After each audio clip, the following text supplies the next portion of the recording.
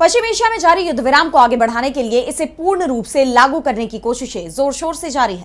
पाकिस्तान की पूरी कोशिश है कि कैसे भी अमेरिका और ईरान दोबारा बातचीत की टेबल पर लौट जाए और मौजूदा वक्त में अमेरिका और ईरान की तरफ से भी सकारात्मक संकेत ही दिए गए हैं। लेकिन अमेरिकी राष्ट्रपति ट्रंप कभी भी अपने बयानों से पलट जाते हैं। ऐसे में ईरान के लिए उन पर भरोसा करना बहुत मुश्किल नजर आ रहा है।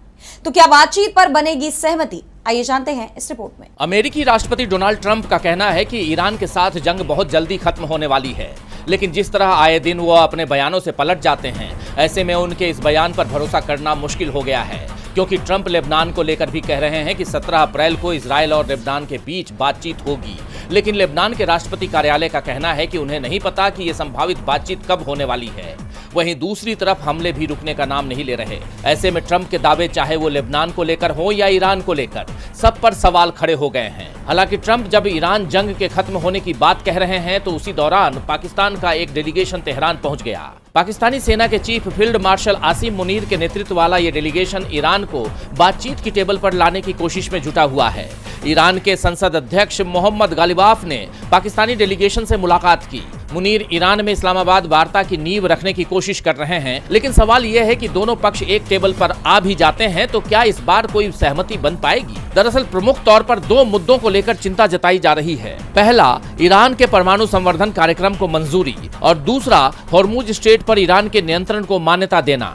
ईरान ने तो साफ कर दिया है कि वो शांति और स्थिरता के लिए प्रतिबद्ध है, लेकिन उसे ताकत से कोई झुका नहीं सकता। ईरान के राष्ट्रपति मसूद पेजिशकियान ने कहा है, ईरान युद्ध या अस्थिरता नहीं चाहता है और हमेशा दूसरे देशों के साथ सिर्फ बातचीत और अच्छे सहयोग की बात करता है, लेकिन देश पर किसी और की मर्जी थोपने और उसे सरेंडर करने के लिए मजबूर करने की कोई भी कोशिश नाकाम होनी तय है।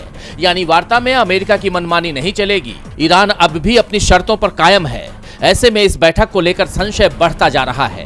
हालांकि अमेरिका के नाटो सहयोगी तुर्की ने भी युद्ध खत्म करने के लिए अमेरिका और ईरान के बीच रचनात्मक वार्ता की अपील की है। वहीं चीन के विदेश मंत्री वांग यी ने ईरान के विदेश मंत्री अब्बास अरागची से हॉर्मुज स्ट्रेट में आवागमन फिर से शुरू करने की अपील की है। उन्होंने कहा है कि इस अहम समुद्री रास्ते को खुला रखना सभी देशों के हित में है। बहरहाल अब सबकी नजरें अमेरिका और ईरान के बीच दूसरे दौर की वार्ता पर टिकी हुई हैं कि क्या पाकिस्तान को ये जंग खत्म करवाने में कोई सफलता मिलेगी।